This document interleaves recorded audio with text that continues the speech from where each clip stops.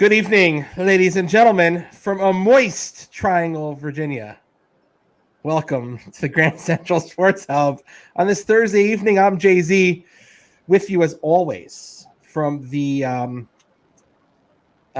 somewhere there in Salt Lake, and Mr. Soriano. I don't know. I was thinking of something, and I drew a blank, and I don't know. How you doing there? I'm good. How are you doing? I wanted to, before we forget, Happy New Year. Oh, thank you very much. You know, Yeah. I didn't, you know how good I am at this. And someone said something today, and I was like, what are you talking about? It's not January. Are you going to go to the creek and throw, do you light shit on fire this holiday? You throw bread in the water? What is it? This is the bread in the water. This is, right? So you're supposed to do that, Yes, I think. Don't look at me, man. It's the new year. I'm supposed to eat apples and honey. Right. And then next week, Yom Kippur, you're supposed to fast. Yeah, but for this holiday, you got to take the 2:15 train home instead of the 5:15. Isn't that that's every Friday? You got to rush home. Rush home, right? If you're not, honestly, if you're not from New York, you don't really know. We will actually. And good evening. After starting a short week of school, we got another short week of school, right. And the next week we get a short week of school. Whenever we started school in September, we had half the month off. How does Kara know about throwing rocks on these holidays? Oh, we were talking about rocks that we do. You threw rocks across. You do threw those rocks too. You threw hockey balls too. We were talking about actually. The Jews put rocks on headstones, not flowers, when we visit the cemetery. They're cheaper. That was. Free. Just like oh my God! So Matt's doing well. We're off to a rocking start here. Diamond Dan, good evening to you. You're gonna be there for the high holidays. Have you had your fuck?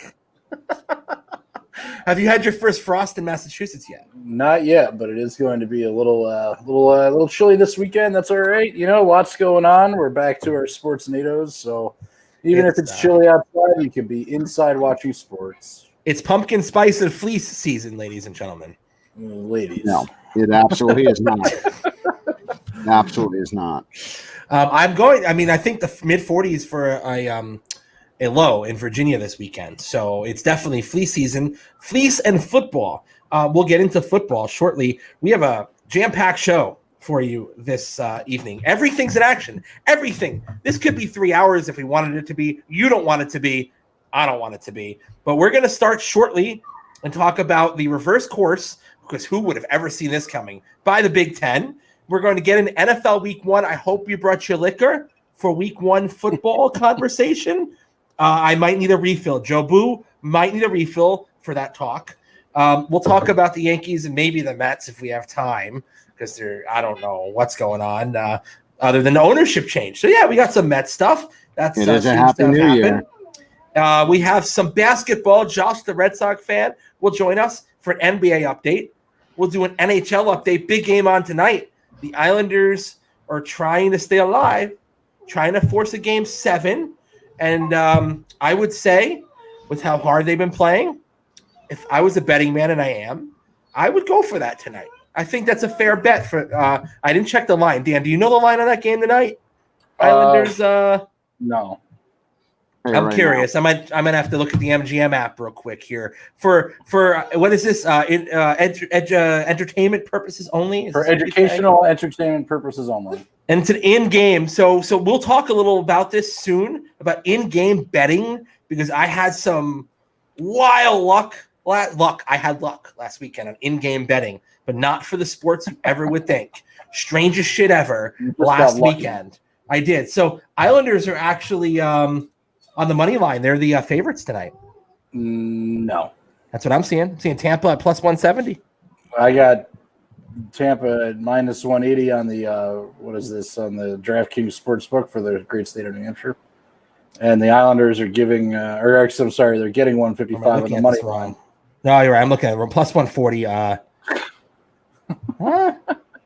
Plus 140 for the Islanders on the money line at MGM. Yeah, all right, I can't read. I got plus 155 on DraftKings. So all right, that's better odds. I mean, I would do it. Oh, I would do it. Is it there, Shlomo? Didn't notice. I've got a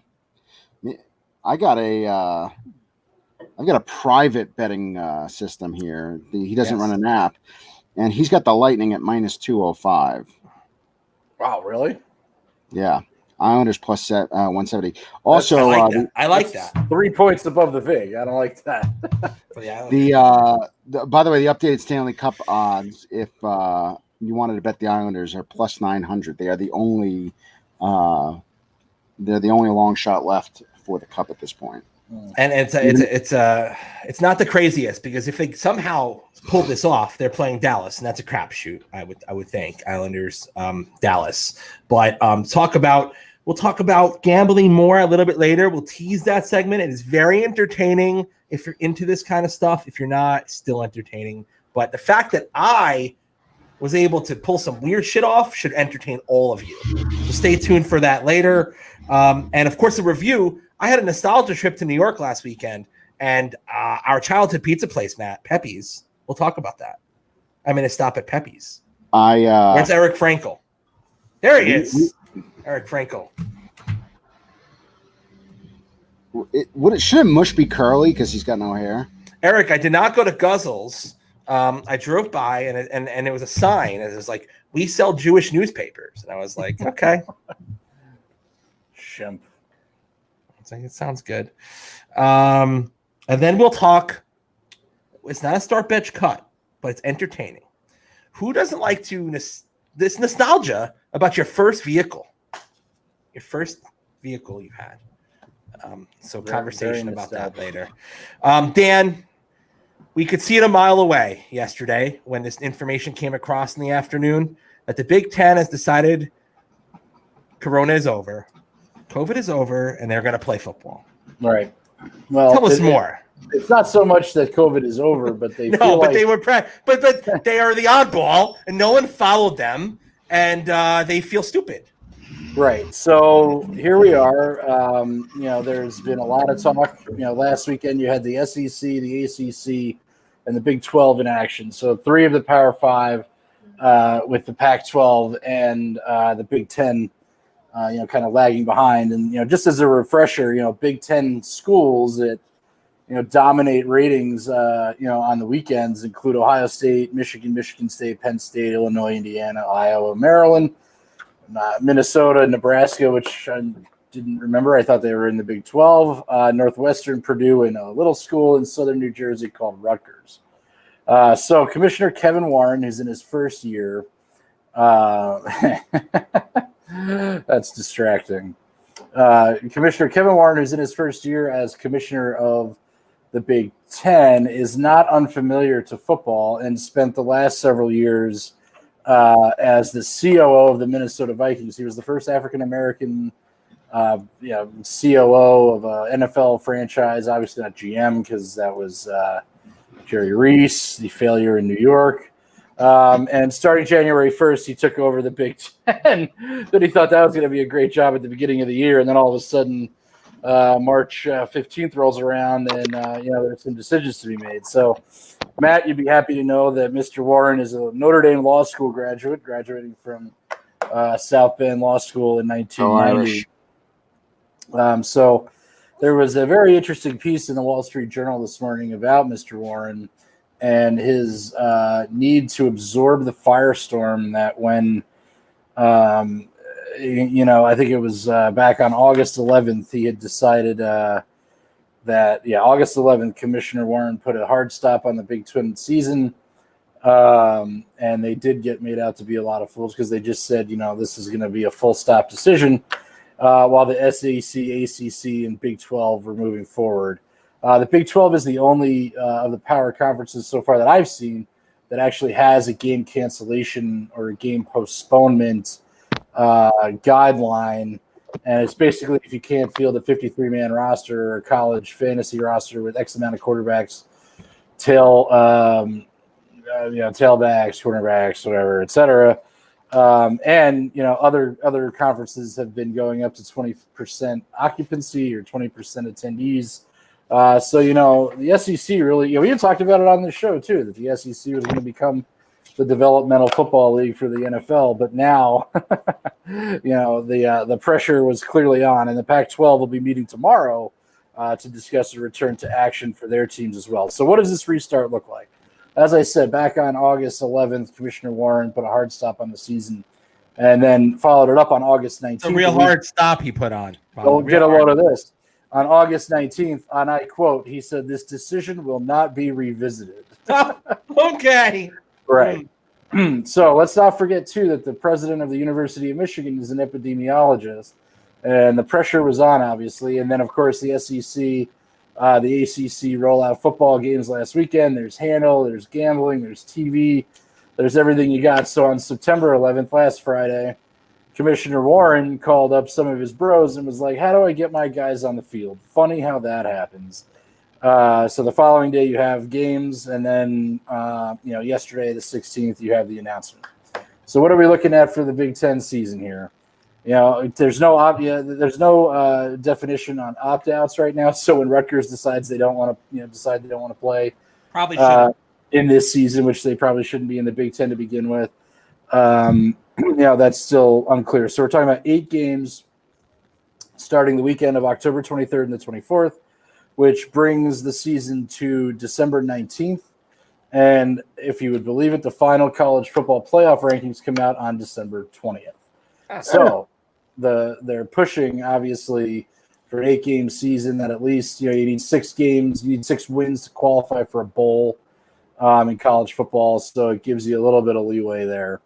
The key to all of this, rests on testing. And, Warren has made that very clear. The Pac-12 is talking about making a deal with a particular company out in the Pacific Northwest, for rapid antigen testing, which is available. So you're talking about daily testing of players, staff, coaches, athletic department, the whole thing. And the only problem with antigen testing, as we've seen, is that there have been a high rate of false positives. So then positives that come up in the Big Ten would be revisited with another testing method. And I'm not a doctor or a scientist, so I don't really know what that means. You could have fooled me, but testing's the key to everything. If you put people out there that have tested negative, you're going to maintain a negative environment, like the bubbles in the NBA and the NHL, right?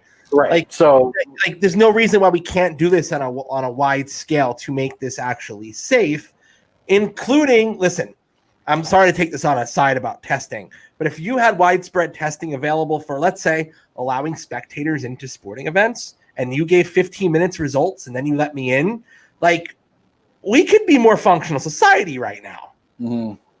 Well, this wouldn't even be a worry, right? Sadly, so this is the deal between public and private, right? So yes, money. Hello. Exactly. So when money is on the table and the boosters can afford to get a rapid test for the team every day between now and December 20th, that's going to cost some cash, right? So, like Brian says, Wisconsin had 30 positive cases today. So if you're a player, you have to clear a cardiac evaluation. So the concern here is that obviously, the breathing and the heart ramifications of the coronavirus are of concern. This is it's already been a concern in heat stroke and sudden death and sudden injury in sports. There's an entire institute at UConn that covers down on sudden injury and sudden death in sports, named after Corey Stringer, who died of heat stroke during an NFL preseason practice. Anyway, the earliest a player could get back on the field after being cleared in the Big Ten is 21 days. So if the season is 8 weeks and your players, and get a load of this, every team needs to have what's known as a chief infection officer. I mean, that's what they called me back in college, but I didn't know it was going to come back again. So let me understand. You can test negative or done your 14-day quarantine if there's no test available, or you can test negative 3 days later, do those 2 tests like they do in other sports, and you still can't play for 21 days? So from the date that you're cleared after your diagnosis, and you're cleared by a physician, a cardiologist. Right. My understanding is in the Big Ten, you have to wait 21 days to get back on the field. Okay. And then the chief infection. Look, my son's, Andrew, cameos on the show. His 6-year-old intramural soccer team also has a chief coronavirus officer that makes sure that everybody's, putting on their hand sanitizer, and it makes the league, and the town, and in this case, a multi-million-dollar sports enterprise for a university, push back on liability, since there's been no liability reform around coronavirus so far. I have a question. I got more details on testing if you'd like. I mean, we could talk testing all day, but Brian brings up a good point. Does a Big Ten team make the college football playoff? I mean, to be honest with you, what if they run the table or they go 7-1, 8-0? What happens? I mean, without preseason, I mean, you're going to have. I mean, I think right now, like North Carolina is a good team in the ACC, but they're ranked like 13th or something, right? Like, I'm pretty sure that Ohio State can take them. I don't know a lot about football because I didn't anticipate it coming back. Right. At least for college, whereas the NFL doesn't give a fuck, and they're like, we're coming back. Here comes the train. Get off our Sunday.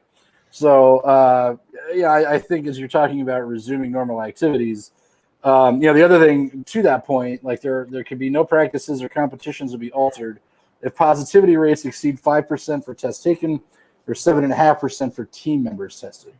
So, there could be an opportunity where you have a team, I'm just going to pick Nebraska, right? Could be ranked 10th, and they could be moving towards the college football playoff in the top 4. Not that they would. I'm just using this as an example. But then they have, 10, whatever the 7.5% is, that makes them ineligible most likely. And I don't know, there was all this discussion about, and from what I understand, the conference, or rather the commissioners of the Power 5 conferences have been speaking every day, or at least every other day during the pandemic, trying to figure out what the fuck to do.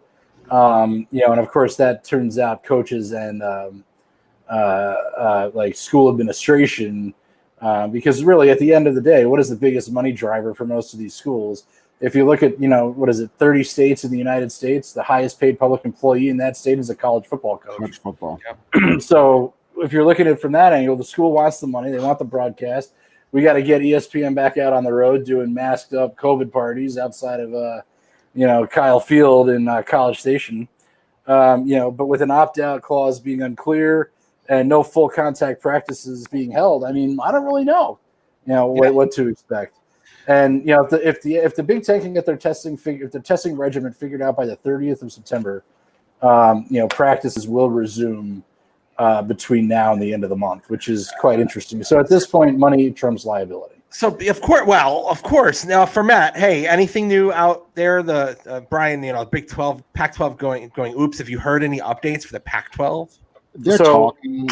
They're meeting tomorrow. The CEO is meeting tomorrow, and now they are the only Power 5 conference that is not going forward right now. So do you think Phil Knight is going to stand for Oregon not playing this year when like all the rest of his schools and all the Adidas schools and all the whatever schools are out there, Under Armour schools are playing? No. That'll be part of the Friday afternoon news dump tomorrow. There's no way, and I could see them. I think there was talk about that coming back somewhere around like 12-1. They won't wait that long. They won't wait. They'll be back before Thanksgiving. You think? I mean, if the Big Ten is already mid-October, we're back. They can't wait that long. They can't shut their teams out of bowl games. Who's going to say, this is like how the NFL have OTAs, right? And they're like optional, but they're sanctioned by the NFL and their team events. Like, there's something that's going to stop college kids. And I'm not asserting this in any way or, this way or another. But there's nothing to stop them from like the offense getting together and running a scrimmage, or the defense, or whatever it is. So, at this point, I wrote down on my notes that the Michigan president is an immunologist, right? But Jimmy Harbaugh is the head football coach. So, who do you think is going to get his way in this scenario? They're going to play. They're going to play. BYU. I mean, the only thing those guys are doing is getting together and having a circle jerk. And the entire Bible study or whatever it is. Not Bible. No, they soak. Those fucking jerk offs are all infected, and they had to cancel this week's game. So if those humps that have no social life can get infected, anybody can get infected. And Dan, I was going to ask, did you see Coach O from LSU's comments about the They're saying the entire fucking team probably had it or did have it down in Baton Rouge. If the SEC, sorry, I think I'm still drunk from last night. The SEC can persevere through something like that. You can make it work with anybody. Yeah, I mean, and LSU, I agree with all that. And I mean, Coach O, what does he want? He's not going to go out there this year and defend his national title, but he wants his players to have the opportunity to go into a draft and to put some time down. And the other thing is if these teams aren't playing, then you're fucking with eligibility, and you're talking about okay, well, these 35, 40 teams over here played last year, but these 10 teams didn't. I mean, that's going to be a problem NCAA wide. And this is whoever said it at the beginning. I mean, it just shows a distinct lack of leadership from the NCAA wholly, and leaving it up to it's a bitch move. I guess it's like sports federalism, really, in a way, where you leave it up to the conferences, right? I wonder if Rob Manfred's running the NCAA too. Well, I mean, I guess at the when you think about it, they are mostly regional, right? All of these leagues, with the exception this year of Notre Dame joining the ACC. For the most part, they're all in the same area. So if you limit travel and you not bubble, but you keep these guys sort of contained. And again, they're fucking college kids, man. They're gonna. I don't know. It's a tough environment, and the pressure is on. And as far as I know, the bowls, all the bowls, are still planned. For early January, late December. Obviously, the NCAA is pushing forward, and the Division I football folks are pushing forward with with the college football scenario or the playoff scenario. I mean, there's money on the table, boys, and now that the Big Ten is in, the Pac-10 is going to follow, and if you're I don't know, money. That's the key word. Money. Dan, you'll keep us posted on the Big Ten if anything should break.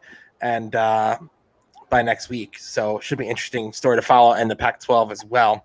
By the way, speaking of stories to follow, the Lightning and Islanders already both have a goal, not even midway through the first period. I was going to say on the island. No, they're not playing on the island, but they are playing each other. They are the island of Canada. Mets are down 6-3 to the Phillies this evening. Yankees and Blue Jays are tied at 2. So those are your local sports scores. Every 25 minutes on the 25. Don't forget on the Grand Central Sports Hub. Justin Thomas, an American, leads another American, Patrick Reed, by one shot at Mamaroneck in the U.S. Open. So in Mamaroneck, all right. 1, 2, 3, 4, 5, 6 Americans in the top 10. So when we sat here last Thursday, it was kickoff time for the NFL, where the Chiefs asserted their dominance to start the season, not to be surprised.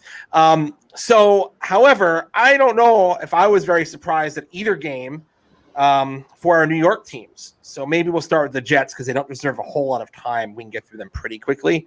I don't know what you guys think, but if you're a Jets fan, you sit here right now, if I don't know, 5 of them, and you're like, hey, Brady's gone.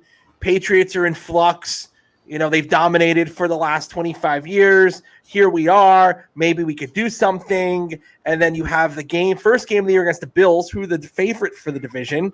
You show up for the game. Maybe you at least bring it, an upset, play a nice game. You got none of that out of the Jets. You got none of it. It was pathetic.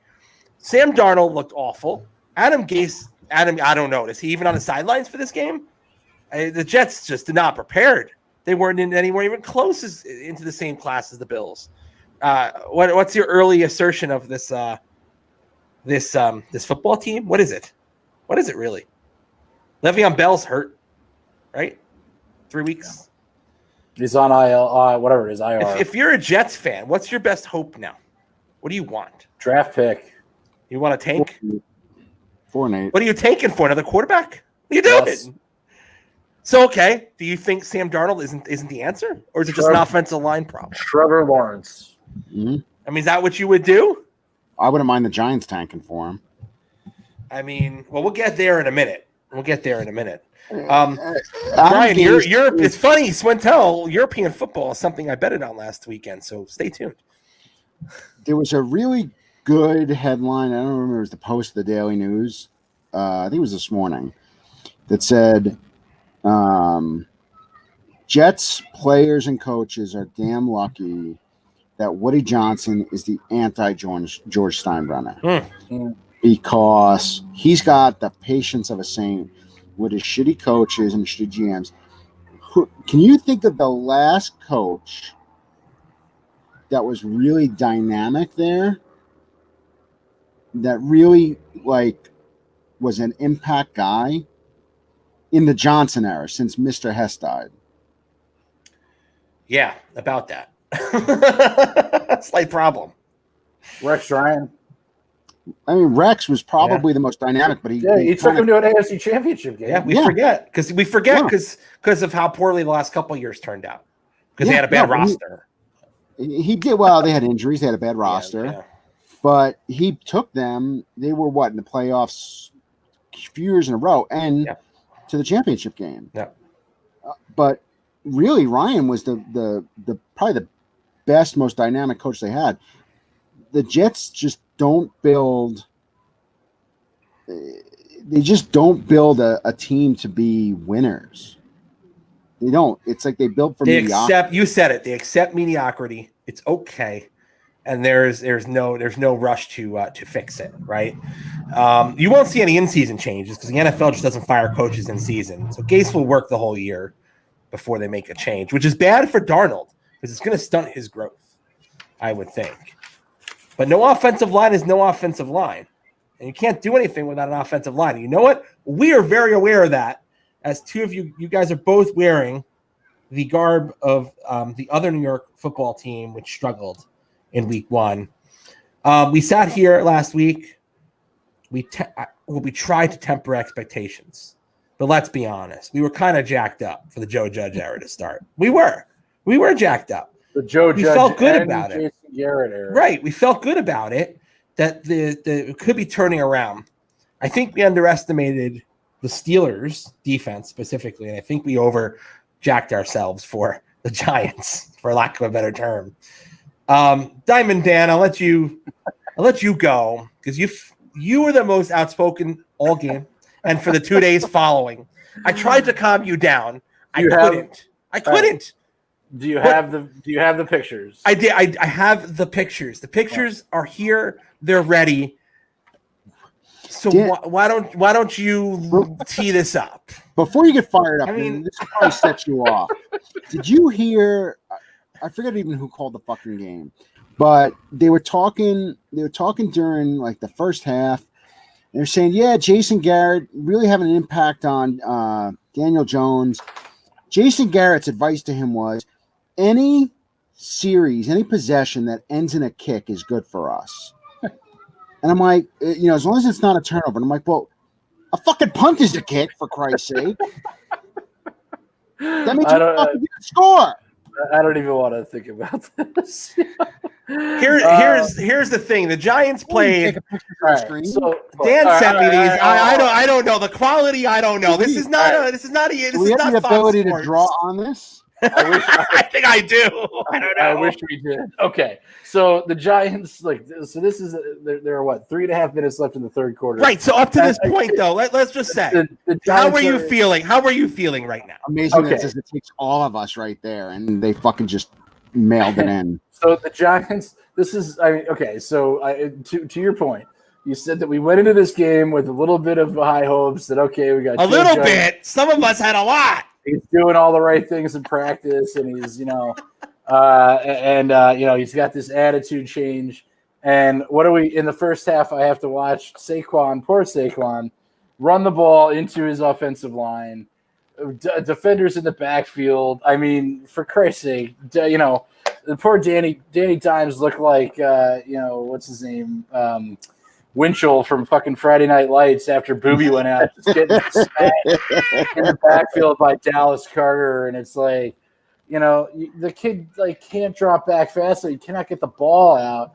Granted, okay, you're down a receiver to And before we get started on the defense, I don't want to hear any bullshit about DeAndre Baker and how another first-round draft pick went out there and got himself arrested, and that's the reason why this defense sucks. Because they've gone through their entire practice scenario without DeAndre Baker on the field. So you're going with the guys that you have, and I had to watch James Bradbury get abused for the entire game by Juju Smith-Schuster. So you put I have a news break. Fucking rookie on a fucking Pro Bowler. I have a news break real quick, just to lighten the mood. It is now 7-2 Yankees. They've scored 5 runs in the fourth.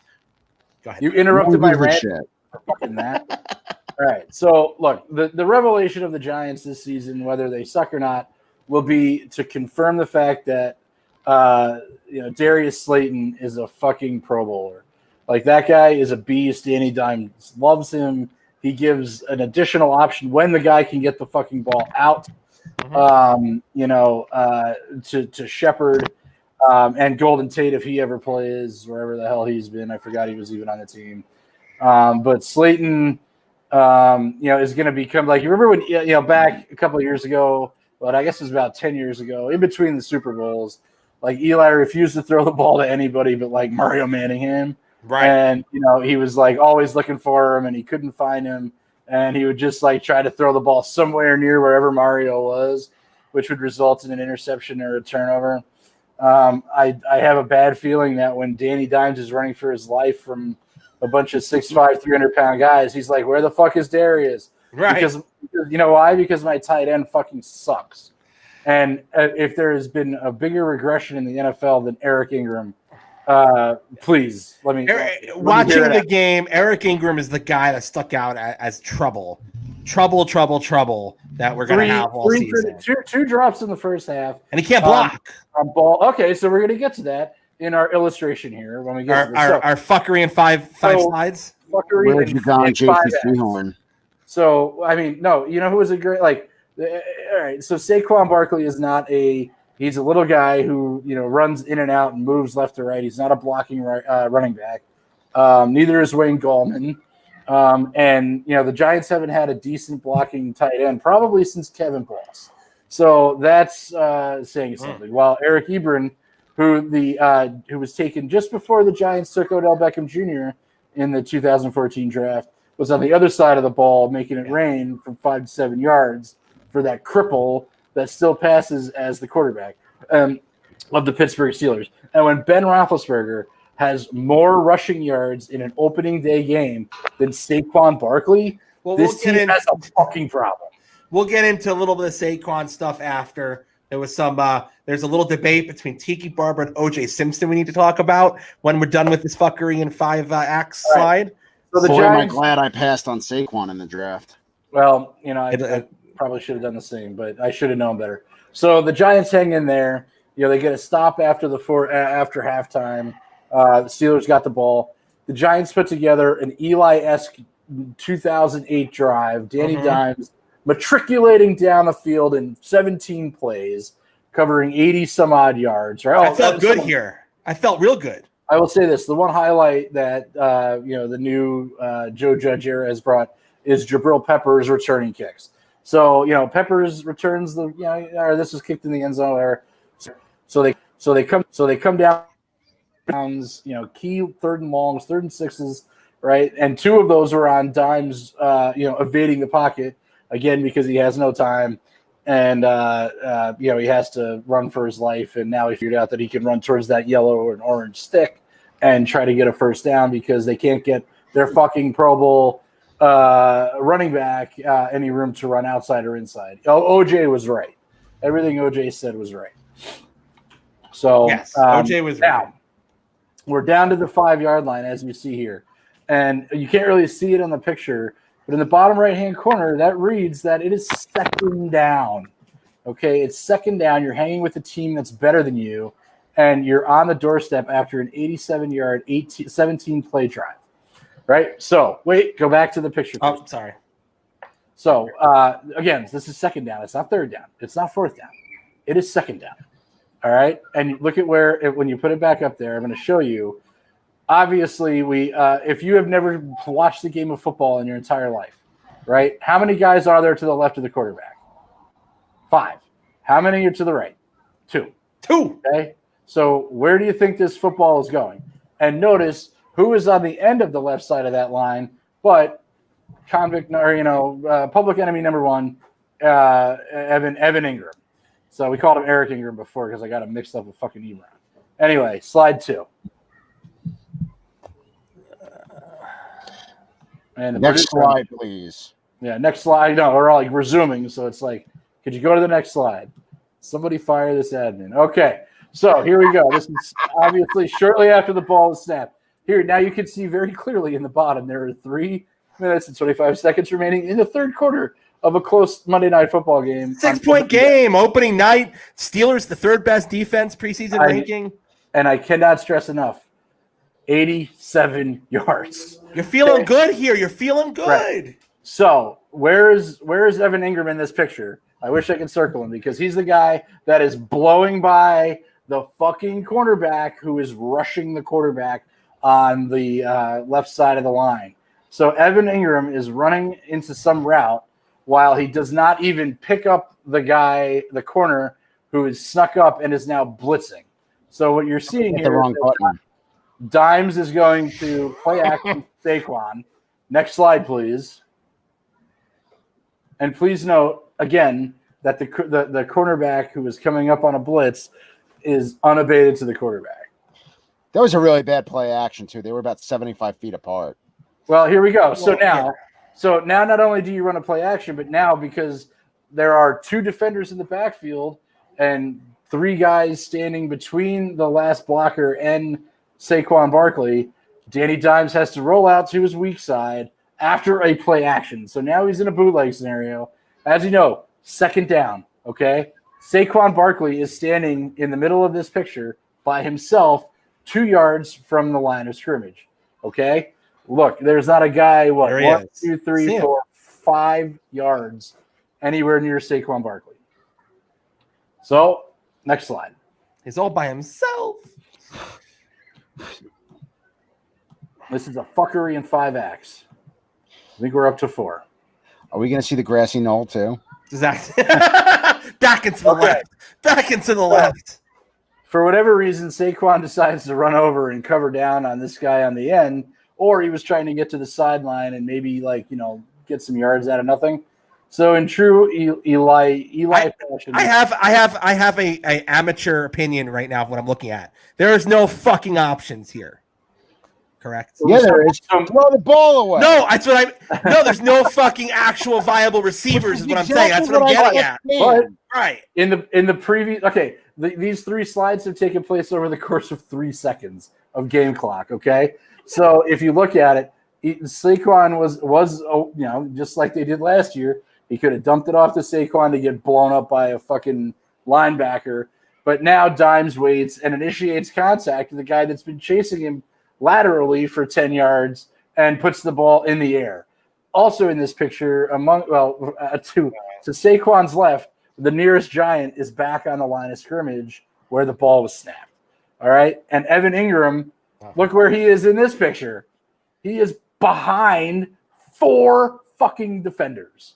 How he ends up there is beyond me. Okay. So the ball is in the air, and this guy right here, the lineman, he is 6'5", 295. All he sees is a big turkey leg. How hungry. And what you also notice is that of this iron curtain of Steelers that stand in the end zone, there is no giant on the Zion curtain. But there is no giant on the inside of that. So if Dimes can, if he looks up and he's standing 7-8 yards away from this, you have to throw the ball out of bounds. Like, this is shit that if this is going to be your team now, you can't be pulling this shit. And I mean, how many times at the end of Eli's career, I've sat in bars in Florida, fucking California, New York, Massachusetts, Rhode Island, and watched this same bullshit that is supposed to be behind us at this point.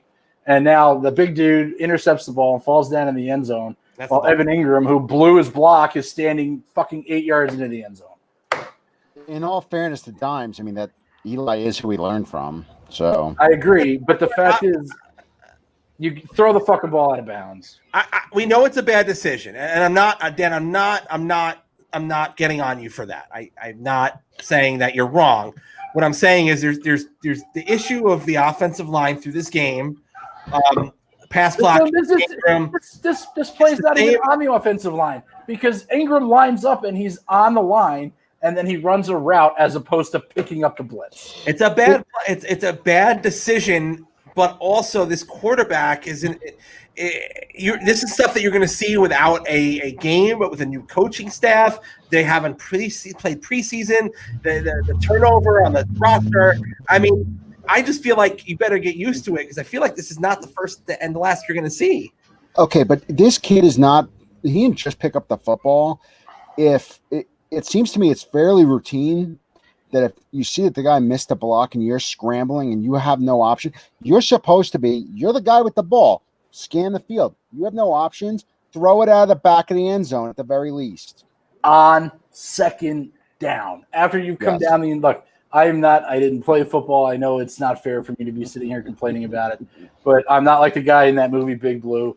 But look, man, I've watched enough of this shit over the last how many ever years that, I can't take it anymore when the Giants drive all the way down the field and convert a bunch of third downs and then have a chance. They're on the doorstep with the second best fucking running back in the league on second down to take the lead against the Steelers in the second half. Well, speak about the running back, because if you had a viable running game in this game, that play probably doesn't even have to happen because you've run the football down it's that not the running back, down it's there. the line. Well, right. Okay, so it's the line. We know that. However, let's dissect real quick some of the thoughts today. And actually, we'll bring Josh, the Red Sox fan, in here. We won't hold you off. How's it going, Josh? Oh, Mickey O'Malley from South Boston. Because what is it? Your period? Because I think everybody has an opinion. Cranberry juice. Get this guy cranberry. If it involves OJ or Tiki, I think there's a lot of thoughts here, and I do need. Wait, did you see Matt? Look at that. Look at that. Hey, did you see those guys? Did you see those guys from down Providence? I believe these gentlemen are from Providence. Oh, Josh, the Red Sox fan, do you agree with our analysis of the play? Yeah, I mean, overall, that Monday night game was kind of a shit show. And to quote, hey, you know what else was a shit show? The Celtics can't fucking close out the Miami Heat. I'm sorry, Josh. You look like you fucking drove for Dunkin' Donuts. Right. I'm sorry. I didn't mean to. Please continue. I will. By the way, again, the Yankees now up 9-2. They hit 5 fucking home runs and 6 batters last inning. Gardner, what the hell happened? Can you cue up 2 weeks ago when you were bitching about Aaron Boone and the Yankees, please? I don't know what you like that. Right, can we just let Josh evaluate what our analysis is? Is baseball still on? Not for you. Not for us. Well, the Yankees come to Boston this weekend, so baseball's back. Number 1 pick. That's all we need. So, Josh, you are a neutral party here. So, what did you think about that play? I'll be honest. I thought that whole game was just a complete crapshoot. I was expecting so much more from the Giants.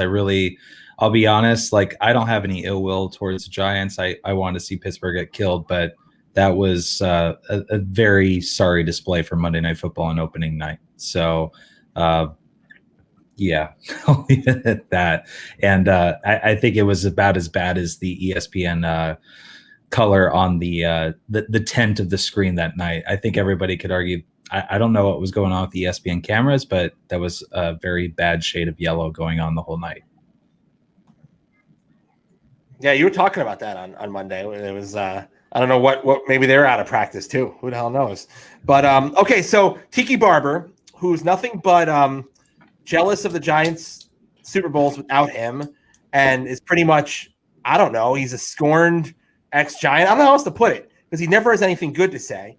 Today came out on Twitter, stated that Saquon may not be an everyday back because he doesn't block or doesn't want to block. O.J. Simpson came to Saquon's rescue fully on the offensive line, and that Saquon needs help. So let's go around the horn. Not copyright infringement on the show around the horn. Let's go around the horn. Josh, do you have a pick a side, Tiki or OJ? I'm going to go with OJ on this one. Although it sounds like Saquon's already kind of fostering the Tiki Barber comments, and I think it's going to make him stronger for it. So it sounds like, he's just going to take that and use it as motivation. But let's call it what it really is. He has no line. I mean, a great meme going around on Facebook and Instagram and whatever else right now shows what we see when we're watching the Giants play is you see this beautiful 11-man team that's on the field right before Saquon's about to run it through. What Saquon sees is basically the defensive line just already coming at him. And I couldn't agree more. So he was getting killed there every time. The only time the guy could get positive yards, and thank God he was scoring some points for fantasy, was when they could get him out in the passing game. So the offensive line has just got awful. Matt, Tiki or OJ? Really? OJ. I have texted a quote if you want to hear it, but I think OJ makes some really good points about the Giants needing a fullback. Yes, that was a very good point. I'm having a hard time with the name all of a sudden. Who was the fullback on what the hell was his name? I think he wore 27.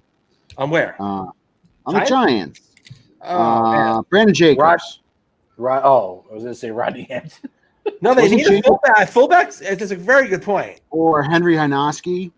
I mean, he was serviceable. Rhinoceros. Yeah, Henry Hynoski was. Jacobs was fast and a beast. But you get a guy like that playing with Saquon, and listen, I don't think Saquon's that small, but he's nimble, and he is like Tiki was tiny, and he's a little bitch, and he's jealous of his brother for having a ring when he doesn't. Right. So he probably, since they're twins, he probably puts the ring on in a Tampa Bay jersey and fucking pretends to be. And then goes up to Vassar and bangs his college girlfriend. Yeah, he's like, "Oh, hey, I'm Rondé. Call me Tiki, though. I want to pretend to be Tiki right now." Just call me Tiki for tonight. Just tonight. I think a fullback. I think OJ's right, and you know what? Like, he was talking about. Him. He said, me and Walter Payton wouldn't be able to get any yardage on a team like this, the way they're constituted. And, I mean, what bothers me too is that they always, everybody's like, Saquon wants to be the next Barry Sanders. Like, I don't want to hear that. It also gets mental if he doesn't feel like he has the space, and he's not going to run like he has the space, right? Dan, are you in agreement here? Are we all for OJ tonight? Yeah, I mean, I agree. I mean, I think, look, Saquon is a generational talent. I agree. I think that from the minute he was drafted, the Giants, stupid Gettleman, had no choice but to draft Saquon. He was the best all-around, if you would, 5-tool player on the board, right? And, I mean, I don't really even remember who got drafted after him. I'm sure, like there were wide receivers and there were Alabama players. Well, the Giants didn't need a quarterback at the time, and I mean, Saquon's just so good, and he is good, and I mean, he's jumping over dudes, and he has potential, obviously. I mean, I'm not going to give up on him, but I mean, the Giants just have done nothing in the last 2 drafts to support Saquon in any regard. And again, if you go back to the fuckery in 5 acts, like, even if you stack the line, like, there's someone there that just blows they don't, like, what are they doing? And Evan Ingram, like I said, is not a blocking tight end. So you have to get him somebody that can go in front of him. And, like, what did we complain about last year? It was like Saquon needs the ball on the outside. So, like, the first 3 plays of the game, rather, that Saquon got the ball, they pitched it to him. Then again, a receiver didn't pick up a fucking blitz, or they didn't pick this up, or whatever. And he's stuck there flat-footed. 7 yards. 7 yards from Saquon Barkley, the offensive rookie of the year 2 years ago, a generational talent. The Giants have failed him. And if you're going to build around a running back, build around a running back. Give him what he needs to be your guy, right? Isn't that right? That was the whole point about going out and getting dimes, right? Is that you have sort of a mobile quarterback, and now you've got this. Yeah. And they Will Hernandez is Will Hernandez, like, whatever. Jalapeno leaving probably didn't help that offensive line. But like the fact that you're still paying Nate Solder to protect Eli, fuck, Danny Dimes and and Saquon, like it's inexplicable. I think just to put a bow on the Giants, you saw some good things. I think they're not a 500 team, even though this division may win at 8-8. I don't think they're a 500 team this year. But let's just see progression. Let's see competitiveness. And I mean, let's not do shit like let's not see Dimes do shit like that. The only reason you have a winning team in the division is because two division teams played each other. Right. And the Eagles pissed that game away. Right. And the Cowboys look fucking terrible against the Rams. Like the Rams should not have won that game. If they had played Kansas City again or the Patriots again, forget about it. Josh, they had a running back that nobody drafted in their fantasy league. Fucking scored 2 touchdowns. Well, I just grabbed it on the waiver. One thing on the Giants. Everybody needs to realize that if the Giants win any games this year, it's not going to be on the bat. It's not going to be on Danny's arm.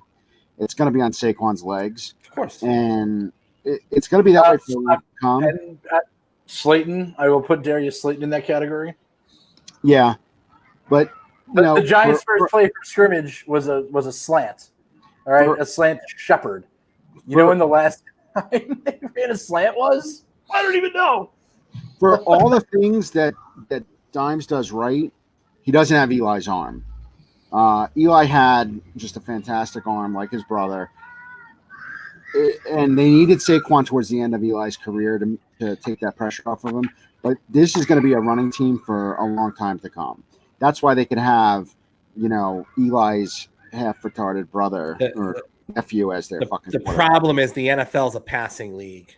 So they're going to have to figure it out, right? Really? Who fucking was under center for the Patriots this week? They're going to have to figure it out. And to your point, Mr. Soriano, and 5 teams, their leading rusher was a quarterback. And they all went 5-0. Yeah. I don't necessarily agree anymore that it's a passing league, honestly. If the quarterbacks are the leading rushers, though, it's not unnecessary. I mean, the Pat Mahomes mold is a rare thing these days. Pat Mahomes is a throwback quarterback. Right. But Cam Newton, Josh Allen, wait till Tua comes up. Who, Josh? That son of a bitch virgin up in Seattle that almost screwed me this week. And the funny thing about him, Russell Wilson is almost better now that he's – you know why? It's because he's finally, consummating his marriage. Yeah, so it's chilled him out a little bit. And maybe all those fans there without all that fucking noise, he can finally concentrate. Yeah. Those buzzers. Also, name one receiver that plays for the Seattle Seahawks. Yeah. Well, to that point, too, I think the top 2 MVP candidates this year are both going to come from the NFC West. It's going to be Kyler Murray and it's going to be Russell Wilson. I mean, 2 people, even though Kyler's got weapons now around him, just everything that those guys can do, they're going to have to carry their team on their back. Like the Cardinals are either going to win 11 or 12 wins on Kyler's back, or they're going to end up going 6-10 because he just chokes when it really matters. So those are 2 teams I really think you could have. Like those are the 2 top MVP candidates this year because that's just how the quarterbacks are in this league right now. Josh, did you think the Broncos showed you anything? The Broncos guys. Yeah, they didn't play terrible against Tennessee, but they left so much out there. I mean, and call it what it is. Freaking Kostowski over there in Tennessee. Like Tennessee should have won that game so early, and Kostowski is like the worst kicker in the league right now. So they showed some stuff. I think it's going to be kind of a similar year for the Broncos with the Giants. It's just young team. So when young talent peaks up and they win, it's going to be a great week. It's going to make you feel good about everything and about the future, but then they're going to have weeks just like they just had. So realistically, you're looking at probably 7-9, maybe 8-8, 9-7 on the top end. Okay. You know what's good news about the Broncos? The Las Vegas Raiders are now like the home market team in Salt Lake City, so I don't have to see the goddamn Broncos every week. Ah, what a difference. Those stupid ass orange jerseys every week. Well, the orange crush, the old school. Old school orange so is the way to go. The ones that the Giants obliterated. Elway, yes. Those are beautiful. Super Bowl 21, yeah. Those are beautiful. Those were beautiful. But God, the Broncos are just, it's sickening to see them every week. So but seeing that beautiful black and silver, I'll take it every day. I know. So Josh, we're glad to have you with us. We've had a lot of happenings in the NBA over the last week. And so I don't think this is turning out how you guys, specifically you and Dan, thought would happen here. So where are we right now? Give us a quick update as to where we stand. Nuggets, I mean, what defeating the Clippers, and then the Heat and the Celtics are starting their series. So I think the best way to start it out is looking at Nuggets Clippers, which just completed after 7 games. Clippers held a 3-1 lead. Clippers were one of the favorites to win the title going into the postseason, really all season long, ever since Kawhi came. So that's good. Wow. Yeah. Stuck it. Toronto Argonauts. Yeah, right. So I think the biggest thing with that series, Clippers blew a chance. And now you have to really start to ask yourself, what's wrong with Doc Rivers even? This is the second time it's happened with the Clippers. It happened with the Magic early in the 2000s, where he blew a 3-1 lead as a coach. And on this team, you had so much talent, but they're losing to a team that just has a guy like Jokic, and Murray, who is playing out of his mind, scored 40 points in Game 7. So the Nuggets are just like a surprise Cinderella team. But really, I think if you watch what they're going to do the rest of the playoffs potentially, or maybe in the coming years, they're no longer going to be a Cinderella. These guys this is like their coming out party. So what they do against the Lakers is going to say a lot about what the future looks like. And the Eastern Conference side of things, I think we can all argue nobody expected Miami to come out of nowhere. But even as kind of a guy who loves the Celtics, let's call it what it is. This Miami team, it's got a cast of characters that you can't deny and can't not like. So even if, say, they beat the Celtics, which they won Game 1, Jimmy Butler, chip on his shoulder from day one, drafted 30th in the first round. Other guys on this Miami team were undrafted. So they're coming out of nowhere. They're just playing balls to the wall, tough basketball, and they don't care who they're playing. Dan, weren't you high on Miami going in? No, I was high on Houston, but I mean, everything Josh said is correct. And I think it's the Jesuits or whatever at Marquette that just beat the shit out of these guys. I mean, Jimmy Butler. So I do a league with some buddies for the NCAA tournament. I think I had Jimmy Butler out of my 10 guys the year that I won the league, and I mean, the guy could not miss the other night. And they blew the Celtics blew a 12-point lead, they blew a 10-point lead, they blew a 6-point lead multiple times, and they just could not close Miami out. And when that ball gets in Jimmy Butler's hands, when there's less than 2 minutes on the clock, he's just making these shots. And I mean, that game didn't really deserve to go to overtime. No offense, Josh, Red Sox fan, but that bullshit penalty at the end of the game, or flat foul at the end of the game, that gave them the free throw and the chance to win with possession. It was maybe the refs I had, -1.5 too with the Celtics. Maybe the refs did too. And I was like, let's go, make the shot. And I mean, I think that, Jason Tatum is 22 years old, right? And he's a first team NBA player, but I think we witnessed the worst 10 minutes of his career in Game 1. I haven't seen obviously Game 2 is in progress right now, but that guy, they adopted the Houston small ball strategy, couldn't get the ball inside. And then the block at the end of the game was just legendary.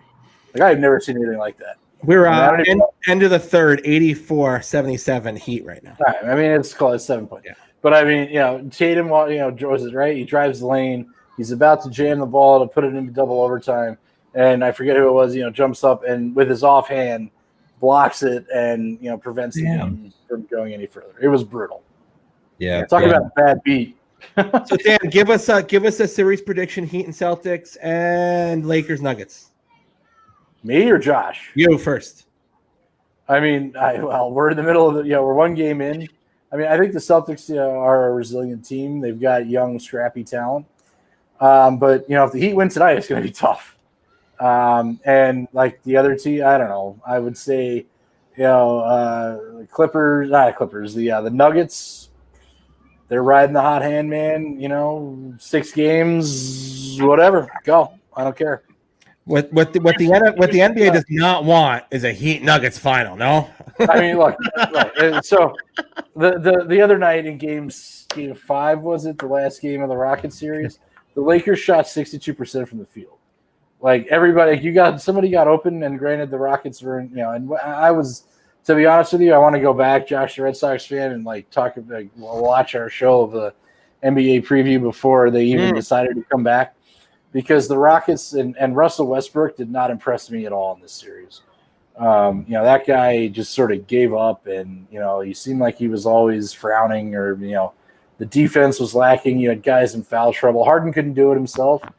And that's the difference between an all NBA first teamer and an all NBA third teamer. Josh, what do you think about these series? So I think the Lakers are good. Yeah, the next 2 series, let's call it what it is. So Lakers most likely are going to win, but I think you just see what the Nuggets are doing right now. The Nuggets are, riding a high hand, just like Dan said.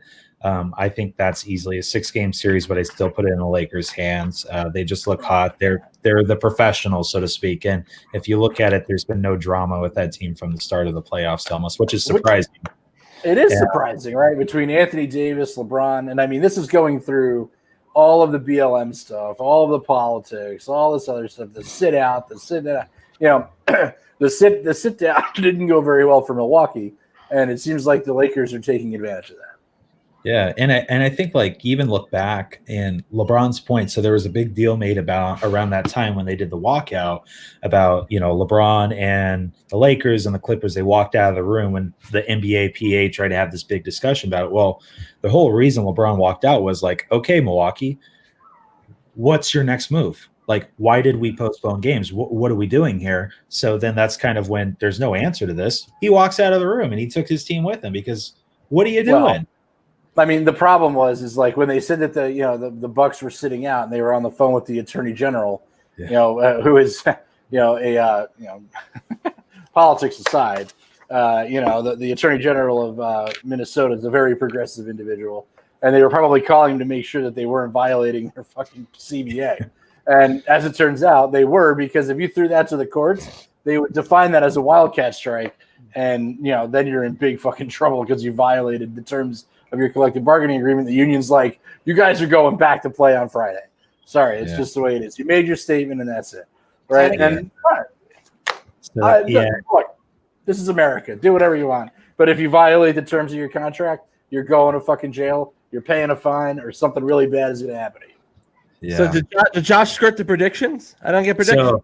So no, Lakers in 6. Okay. Celtics in 7. So Celtics, I definitely do agree. They need to show up tonight. They need to finish the 4th quarter. They need to win, because winning 4 out of 5 against a scrappy Heat team is going to be super hard. But I'm going to stick with it. Celtics in 7. I've said it before. I'll still say it again.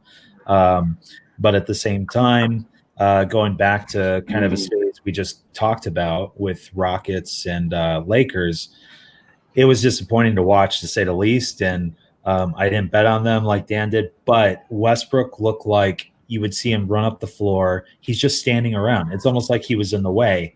And it comes back to a point where Harden never got along with Chris Paul, and it's kind of why they had to break up. But Chris Paul was a perfect kind of number 2 for James Harden, because Chris Paul passes the ball. He wants the best play on the floor at all times. Westbrook just wants to be able to score 1 million points, just like James Harden does. So who's managing the ball, and who's going to actually make the play or be the playmaker on the court? So it's just not a good system. They got to figure something out, maybe make some kind of game-changing trade again. I'm not sure how that would happen, but I mean, Mike D'Antoni basically dropped the ball and left, so he was like, "Get up of this shit." And where did he end up? Clippers? He just quit. He where do you think he's going to end up? I mean, someone's going to hire him. Do you think the Clippers make a move? Yeah, it's too bad the Knicks already hired somebody, because we've been down that. Yeah, they already chased him out of town. I know he could come back and do it again, but especially with a bunch of no names. But I mean, I feel bad for these guys. You know, I mean, they bubbled, they made it work, right? And you know, the premise of me taking the Rockets was not only that, you know, I used to live in Houston, but you know, the fact that they had this small ball sort of boomer bust approach. And I thought you know, as it turns out, like this bubble has gone on. I think when we were talking about it in theory or in theoreticals, it seemed like it was going to go faster than it actually is in reality. Yeah. So, you know, they ran into then you know, they went through Oklahoma City in 7 games and, you know, the whole Chris Paul thing, and then off they go, and they played the Lakers and they won the first game, and everybody was like, oh shit. And then it was like, oh wait, the Lakers showed up. And the fact that Rondo had like 25 points or whatever it was, like in game 3, that's a bad sign when your sixth man comes off the bench and scores 30 points. So, I mean, that's not Anthony Davis. It's not LeBron, you know, and it was just that they shot so well in game 5. The Rockets in their 3-point approach, it's just not going to work against a team that shoots 60%. So we'll know in about a week or so where the finals will shape up. We'll have Josh back to do a preview of that. Dan, I said before the show, I'm just let's all, we need to all just marvel at your shirt real quick. I'm sorry. Again, Tecmo. So for those of you that don't know, Josh, I don't know where you are on that. If you played Tecmo Bowl, That would have been very early on, but I think I dabbled a little bit. A very young so guy. when I see this, I think John Elway, I think David Meggett, I think Otis Anderson, Lawrence Taylor. Flea flicker to Dave Meggett. Foolproof touchdown. A flea flicker play. If you didn't do the flea flicker at least once a drive, you were as bad as out of pace. Bo Jackson on the Raiders, and this guy Bill Pickle was a defender or on the defense. I don't even know who he is, even if he's still alive. I don't know where. If somebody can find Bill Pickle, get him on the show. But you know, he was like, I don't remember. He was an interception machine. And I remember I used to play that, and oh man, Tecmo Bowl. The Warren Moon graphic on that game was the single most racist video game graphic ever fucking created. Jason, you should find an image of that. Well, first, I don't really know if that. I mean, if you're saying what, you know, I don't know if that's smart, but I have something for nostalgia. Stand by. I can't. Joe Montana, Roger Craig, Jerry Rice. There were so many good players, and if this was Madden, they'd all be rated like 100. Oh, here's something that never happened in real life. Walter Payton. This is actually really funny. The high five after the touchdown, like, you guys are mad. Oh man, it was like double dribble. Remember that? It was like you go for double dribble. Hold on, you want to see something that happened in a video? Apparently, in somebody's Tecmo Bowl that never happened. New producer.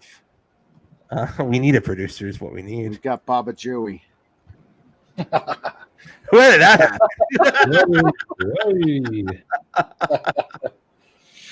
It was just a video game. Is that Mariucci or is that Matt Patricia?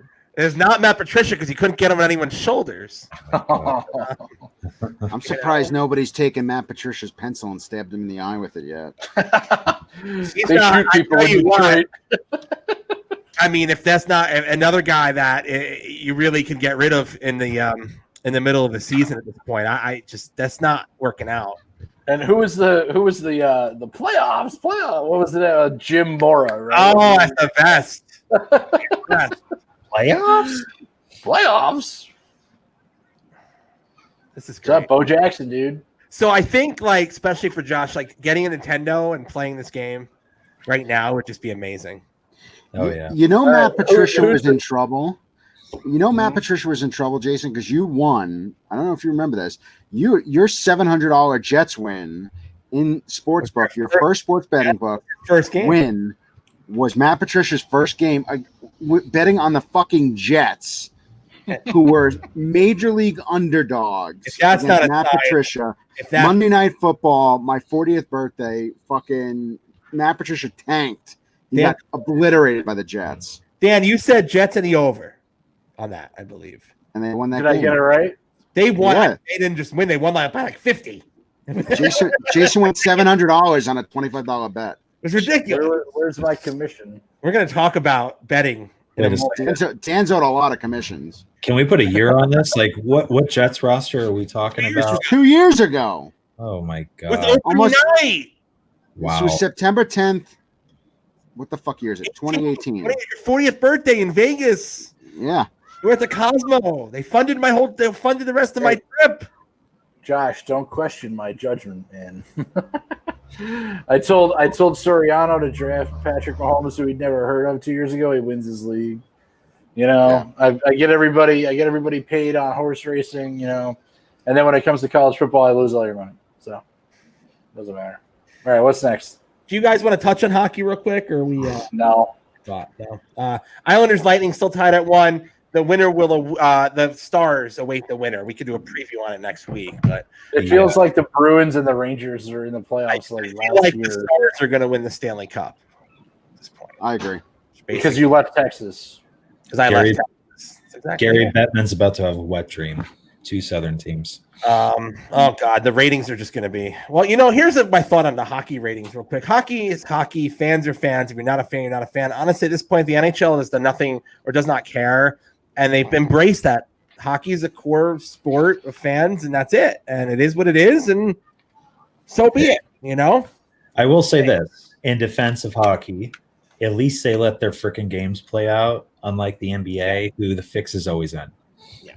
Oh, now there's this story about the mafia with the. What did you post earlier, Matt? The mafia with the NFBA referees, right? Is that a thing? Tim, what was that guy's name? Tim. They were saying that the mafia own referees. Donahue. Yeah. But Mush, you saw Casino. They talked about how they had fucking crooked fucking zebras. Yeah. There you go. If you think there's not that kind of influence in sports, then you're fucking, whatever. That's why there are odds makers, and that's why Vegas is Vegas. That's it. Speaking of odds makers, we'll get what was the first half under over under on the Celtics game? It was like 108, and they scored 107. Oh Jesus! See what I mean? See? Did you have money on that, Mush? No, did not. The Brown. Speaking of games, the Browns have freaking scored 2 touchdowns in the first half of a football game. When's the last time that happened? Who was the scheduling genius who put that on the Thursday night game? The Browns and the Bengals. Joe Burrow and that's why you do it. Baker Mayfield and Odell Cleveland Steamer. I mean, it's Josh. True or false? By the end of the season, Odell Beckham Jr. is playing for the Patriots. True or false? True. Yeah. Yep. Absolutely.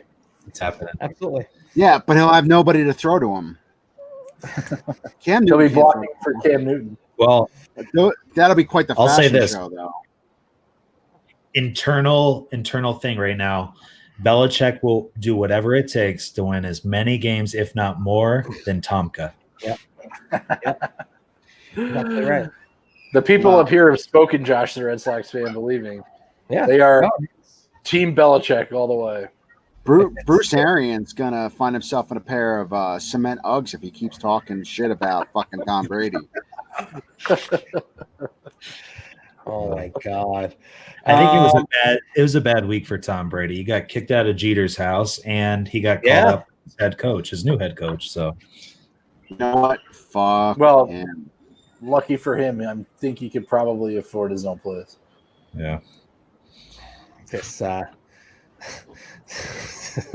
I'm just so no, like let's just be clear that none of us are getting paid for this at all. We have no budget. Yeah. Like you can do updates, and we appreciate it. Aaron really likes your Thursday night updates for the game, but we don't have a budget. I'm sorry, we have a budget. Like, paying smiles.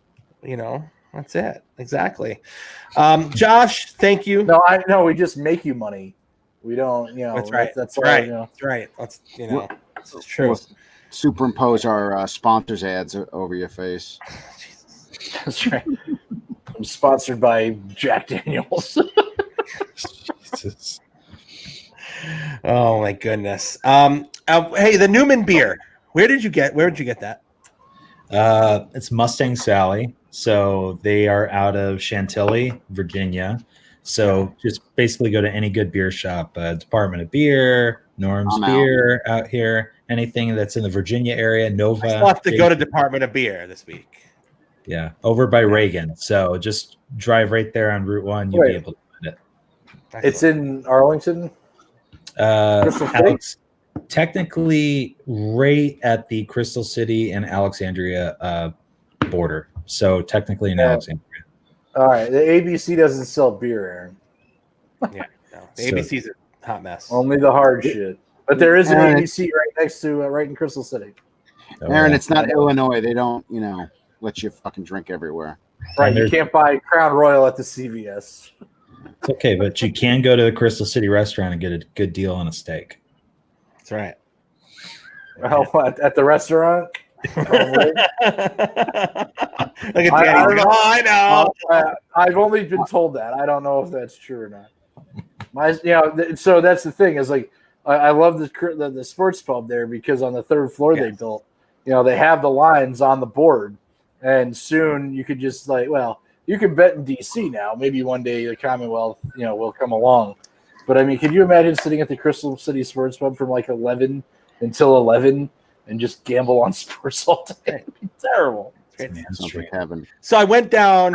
I drove. What was it 2 weeks ago? Down to the Capital One Arena, formerly the Verizon Center, because they set up a sports book in the box office before they build the actual where the Green Turtle was. It's going to be a sports book.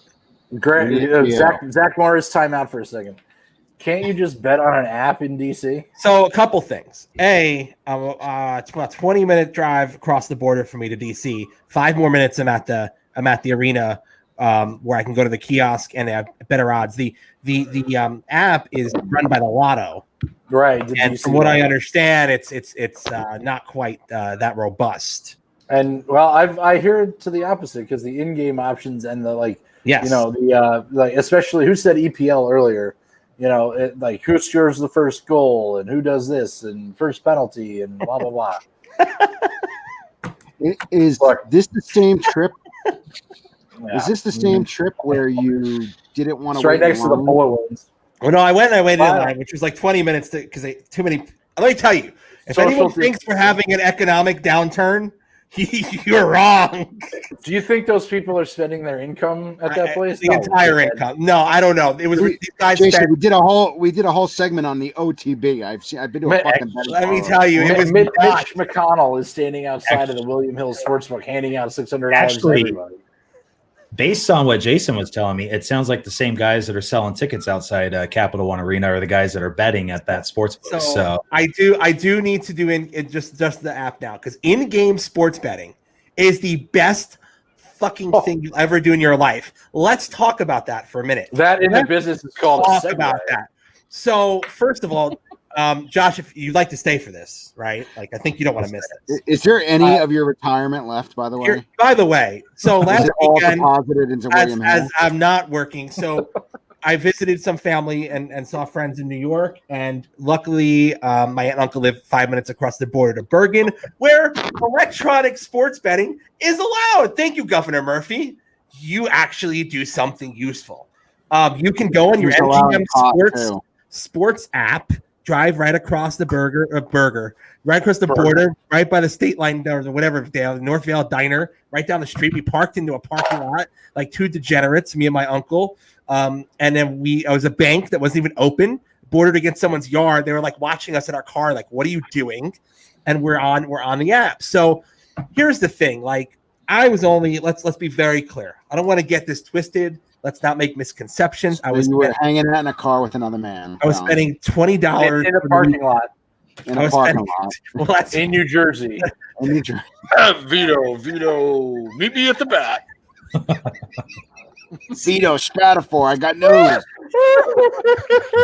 Suddenly, the intern for the summer showed up when the sun came out. Oh my god! Oh my god! You might have seen what you thought you saw. Tony, I can get a note from my doctor. Oh, you can definitely. You can go next time. All right. So fuck. Where was I? Oh, we're on this. Is that what you did? So when you start doing this, you're you start betting things you think you know or things you're familiar with, and the things you have emotional attachments with. At the end of the day, you get there are fucked. no emotions. It's all business, right? It's all business, but you get fucked. You do like these dumb baseball parlays. You do basketball. You get fucked at everything. You're like, whatever. What the hell is this? And then you start scrolling around. You see you can bet on table tennis. You can bet on MMA. You can bet on, I don't know, darts. You can bet on anything. So, it was like you can bet on tennis, right? So it was the semifinals for the U.S. Open. And I saw some matches, and I was like, oh, let me bet on this match just started. This guy, Khaledian, is playing Keegan Smith, and it just started. He's down like 3 games to 1 in the first set, and he's plus 875 odds. So maybe I should put $5 on that, and it'll be like a $48 payout, right? So,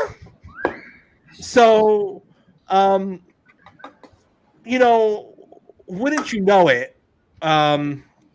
know it? He wins. He comes back, and he wins. Here's the problem. This wasn't a U.S. Open tennis match. I don't know who the fuck these guys are. I googled it. Putin poisoned. It's an Iranian tennis player. I don't know where this tournament was. Nobody had the results. Google their name. Google usually you can get it like someone's like the last match. You realize the semifinals of the U.S. Open includes 4 players. So this wasn't a U.S. What I'm saying is I didn't know what I was betting on. Point is, I didn't know what the fuck I was betting on. It was an in-game bet. I said, what the hell? Do it. And this is what happens. What a great way to start the weekend. That was literally started the weekend, right? I'm not sure if this or the D-League soccer game that you bet on is the sign of the gambling problem. No, definitely that. Don't even know where they were. We're not even there yet. We're not even there yet because there's more tennis. There's more tennis, and I was like, well, can we just fast forward to the good part, please. The next day, you gotta like work your way up to the money shot. The next day, I do another one, and I don't know who these guys are. It was an in-game bet, same story. This guy fucking wins. He was down like again multiple games in the first set, and they run odds at 750. What the hell for $5, right? I don't know. I have no idea who that guy is. All I know is he won. So all right, so you're up now, what, $80? And here I am just doing stupid shit. MGM, wouldn't you know it, throws you free bets every day, $5 free bets, $10 free bets. So then I worked my way into soccer. And I'm just putzing around, and here's this game. I don't know who these guys are. Do you know who these guys this is the first soccer match I bet on. Bristol City. Yeah. Yeah, this is championship shit. Well, they were down. They were down to come in. Oh, no, it was a tie game. It was tied at 1 or something, and Bristol City gets a late goal and wins the match. I don't know. Did you take Crystal Palace last weekend? No, I don't think so. That was they ended up winning. But anyway, so in EPL, right? Bristol. There's the Premier League, and then there's like a secondary league, and then there's a third league. I think those guys are in the secondary league, the championship. And what's interesting, thank God they don't have this in the NFL because the Giants have won the least amount of games in the last 3 seasons. But the bottom 3 teams in the Premier League get relegated down, and the 3 top teams in the championship get promoted up. So you're in that middle league, and you're betting on shit you're just guessing. So I think it's all a guess. But, my bets, these are $10 bets. And so whatever, and they're working out. So I'm sitting at the bar with our buddy, our good friend Seth. Chairman Emeritus. Was he betting too? He was not. He was unaware of this invention of the app. But he got aware of it very fast. I'm sitting there on, Sunday night. And I'm like, hey, we're sitting in Jersey. I'm at a bar. I'm up. So what's another $5 bet on a random soccer match? I don't know. Who the hell is Sport Recife and Palmeiras? Does anyone know? No. They're Brazilian soccer teams. Do they play in like cutoff jeans and like wife beaters or something? Do they have uniforms? No, they run around with face shields on because they have the worst fucking Do coronavirus they problem. play on fields or they play on like someone's backyard? Is it an organized? You know, I don't know. Brazil is a very, very sophisticated country that I'm has a lot of oil money. All I'm saying is no idea what's going on. So I'm sitting there and I'm guessing Sport Recife was the underdog to begin with, right? And they're down, I believe, either 1-0, 2-1. All I know is they're down 1 goal, and it's after halftime. I think And in South they it's are, 1-0. It could be 1-0, or it was 2. I think it was 1-0. And they're posting odds at plus 6,600 to win. So $5, right? $5. Why not? $5. Well, the MGM Sportsbook, here's the problem. It defaults your bet at $50. Like if you go to bet, it thinks you want it automatically says it automatically puts a 0 after the 5, or maybe I hit a button. Maybe it was my fault. I've seen Bottom him tell line you. was I hit the button to bet to I didn't realize this, so the bet was placed, but it was a $50 bet. So automatically I'm like, oh well, there's half my weekend right there. Like on a $50 bet, team is not going to win. Celtics are tied 95 with 2.5 to go. Look at that, making a comeback. Bet on that now. I wonder what the Win game bet. odds are. So the payout was $3,300 to win. I'm like, oh, this isn't going to fucking happen, but I better watch. Right now, I'm invested on a game that I have no idea what the hell is going on. You can't watch on anything. You didn't even know you bet $50 until you got paid. I had no idea. But so at some point late in the game, with like 7 minutes to go, Sport Recife ties it. And MGM's like sweating. They're like, holy shit, this guy is going to win $3,300 if they score another goal. Why don't we offer him a buyout, right? Like to try to protect their assets. And next thing you know, I get a thing like cash out for $500. In-game sports betting is amazing. Did you take the deal? I took the deal. It was a So deal. here's the question: would you have been able? So the game ended, and it was ended in a draw, correct? Well, the game Recife ended. did not win. Yes, ended in a draw, so I didn't jump off a bridge. So It was the right call. would the payout have been less at the end of the game in the draw than it was when you? I would have bet? lost because I bet on them to win. So if it was a draw, I would have lost. Oh, then you absolutely take that. So two things here. Obviously, if they would have won, yeah, but the odds are odds for a reason, right? Well, it's not like you could like flip the TV on and watch it.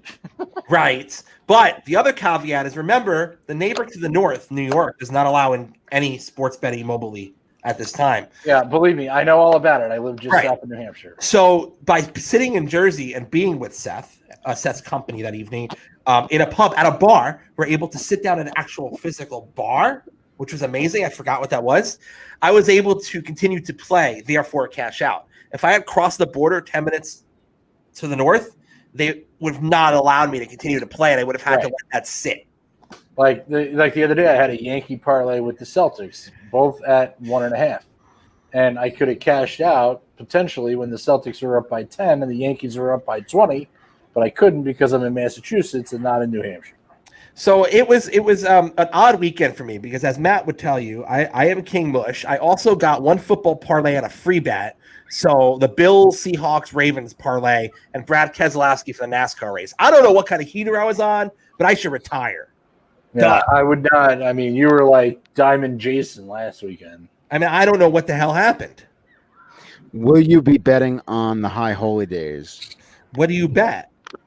Give me odds. I mean, will you be betting during the high holy? You can't handle money. Well, I have to go to DC. Yeah, sure. I mean, Virginia doesn't allow. So you will be sullying Rosh Hashanah and Yom Kippur. I am done. Listen, it's a special occasion. I got to spend time. I'm gonna text Aunt Nancy right now. Wagering with my uncle. We had fun and catching up with Seth. It was a great weekend, but this is not an everyday activity. At least not for me. Maybe for the folks down at the Capital One Arena, it is. I'm not gonna lie. Maybe you should let Dan and Matt both host a show next week. I don't think you should be on any type of social media next week. No betting, True. no show, nothing. You really need to pray to God, okay? Especially at that D-list soccer game that you bet on. That's exactly what it was, like an F list. What the hell is that? They're playing in a sale lot somewhere. Oh, Brazil is a very advanced soccer society. Had you only known this, and then the fucking sportsbook has to pay you out. You don't even know what the fuck you're doing. No, You're like, I get. You're like the chicks that bet the fucking NCAA tournament. They win. And they pick the fucking mascots. Or the football boxes, right? The Super Bowl box. Who wins, right? Yeah. Well, I mean, boxes are boxes. I mean, and I did very well because I had 0-0. So see that the players that played for that team, they make like $5 off that game. Jason made $500 off of that game. So. I know. You should go down there and buy him a fucking chicken. I would. You should make a donation to somebody. Like the Brazilian food bank. Yeah. You and Ryan. At the very least, you should go to shul this weekend. I know. I mean, you should repent for your sins, gambling. Americans have a really great record in fucking Brazil. Here's the thing. It's like, why do we go? Fair point. Why would we go to traditional sports books at this point when you have in-game and those options? So that's the thing. Like we were talking about horse racing, right? Even in Saratoga, Belmont, Aqueduct, Belmont back this weekend, by the way. Plug in NYRA, Naira. People don't even go to the window anymore while they're at the track. There's 50,000 people in Saratoga every day, and they're sitting there in the back fucking on their phones because they don't even have to go to the window unless you want the traditional experience of talking to a degenerate because you are a degenerate. So if you want to talk to the guy and be like, da-da-da, and then have him judge you for your bet, phones do not judge you. Right? Hey. Only the NSA judges you. You know what? Having the fucking racing form under your arm and having the tickets in your hand. There's something to be said for that. I will say, though, 9 times out of 10, I'd rather sit up in the club with the fucking less than degenerates than the real scumbags down by the paddock. But I think it's different with if you're just doing horses because your action is what's in front of you on the track. Right. Just because you're a sophisticated bettor now on fucking Brazilian soccer, it doesn't mean you got to take it out on the real bettors, okay? Well, you get one lucky weekend and now you're a fucking expert. I like the sports book because you can fucking drink for free. Yeah. Wow. And like in the you mosey out and throw a couple hands of fucking craps while you're it's during halftime in a good sports book, the tables are right behind you. Or like I had last month, the fucking guy put the chairs together and was fucking napping next to me. I told you the last time I was at the El Cortez Sportsbook, there was a guy he was literally asleep across like 4 fucking couches. It's like the whole deal. I was like, that's impressive. It was also 3:00 in the morning and I was trying to play craps, but don't hold it against me. That guy might have been dead. Not sure. Oh my God, Josh! I'm sure you have better things to do. Wait, what's the score of the Celtics game? Oh yeah, give us a. They're about to lose. Oh, they are about to lose. They're down 4. They're down 3 with 10 seconds to go, and they do not have the ball.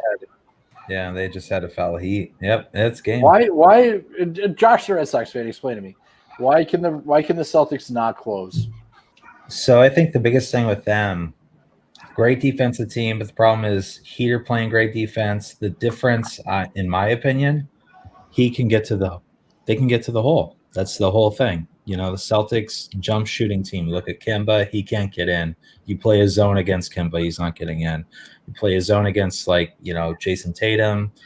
If Tatum's driving to the hoop, there's no stopping the Celtics. But if he can't drive to the hoop consistently, they're just going to keep just shooting these fadeaway jumpers, and that's their problem right there.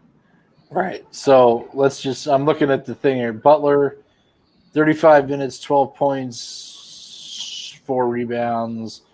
Abadayo, 21 points, 10 rebounds, double-double. Dragic, 25 points on 34 minutes, has 3 rebounds and 5 assists. So, there's not a whole lot of assisting going on in this game, but, Harrow's on the bench right now. He's 4 for 12. I mean, I'm looking at this. So, Abadayo, 10 for 16. I mean, you're shooting 40%. That's going to be tough. Yeah. Do you revise your 7-game prediction now that the Celtics are going to drop game 2? I think we got to stick by it. Let's stick by it. Good man. My God. Write it out. Man. Write it out. Let's write it out. It's going to be tough, but 4 out of 5. Let's see what they can do. Do it. Hey man, no one thought the Clippers are coming back from 3, or rather the Nuggets are coming back from 3-1, right? Right? Yeah. No And one let's thought the go. Red Sox were coming back from 3-0 back in 04. Oh, Hey, Eric, I and, like beer nuts. and let's call it what it is. The NBA, the fix is in. They want a Lakers and they want a Celtics NBA Finals. So Yep. ratings are everything this year because they're already dropping right now. Why is that? Well, I mean, it's COVID, right? That's a diplomatic answer. I like that. We'll There's no correlation between woke and broke, is there, Josh, the Red Sox fan?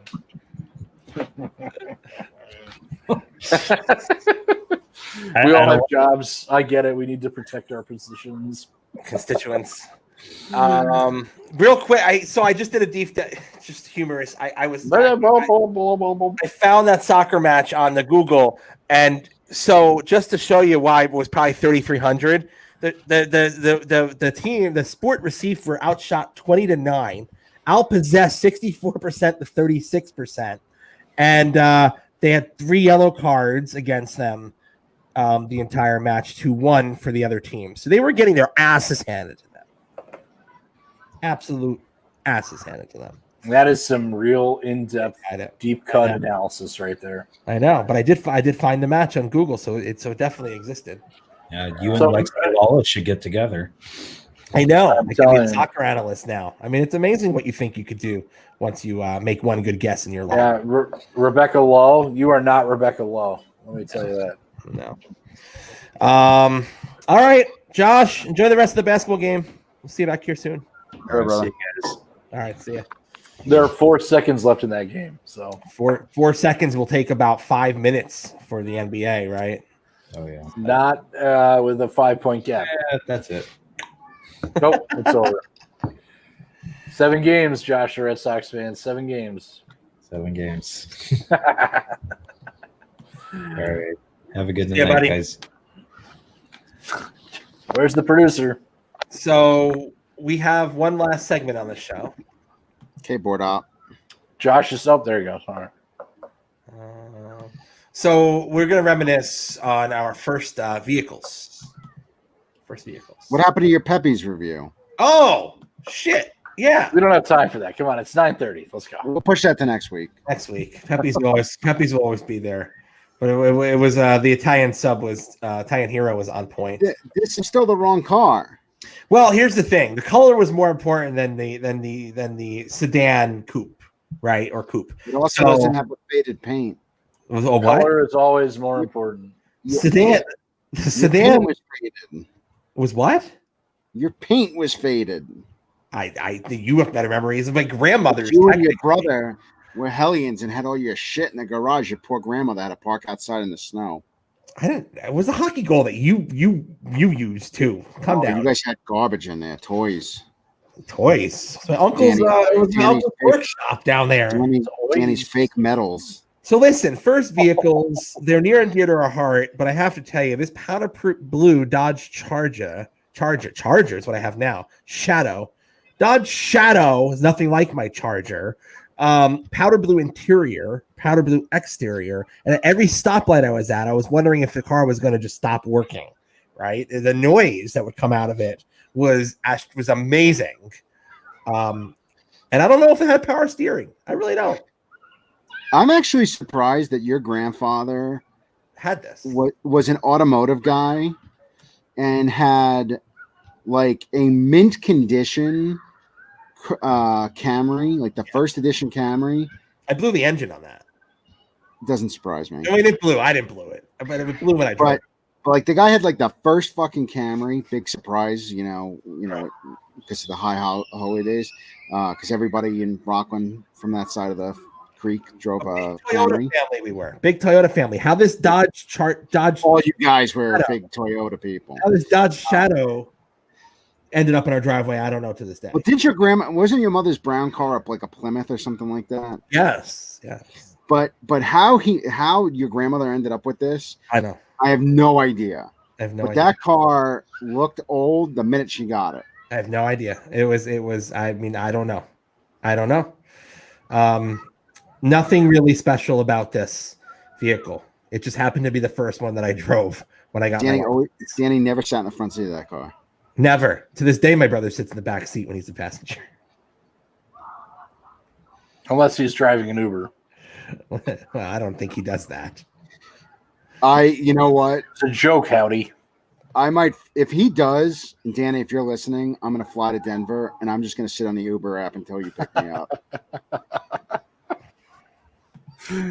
Oh man, I would pay for that. I might come out for that too. See, this is the picture too.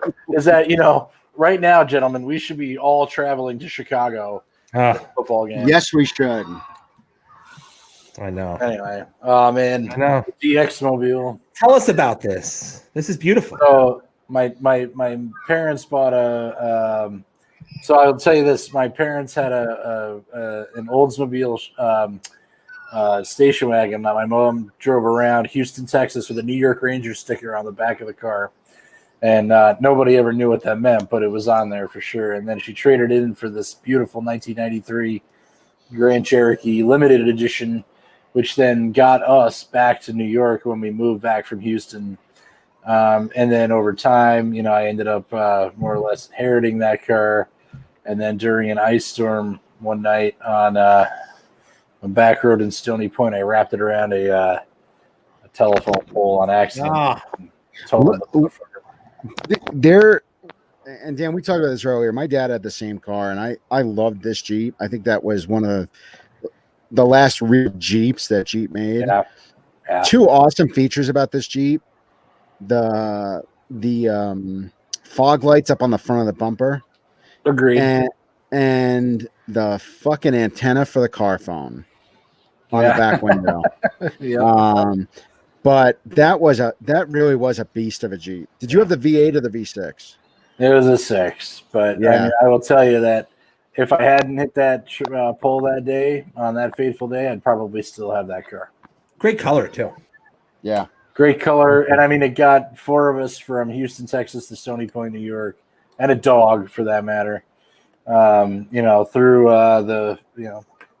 the undercrotch of America back up to New York. And it was just a great car. And I regret it. And, the decisions you make when you're in high school end up being different, of course, than the decisions you make when you're an adult. But, I always loved like the push button door handles. It was like the first Jeep that had that, power steering too. It was a sharp Jeep. And it was like it was really the vehicle that brought the Jeep back.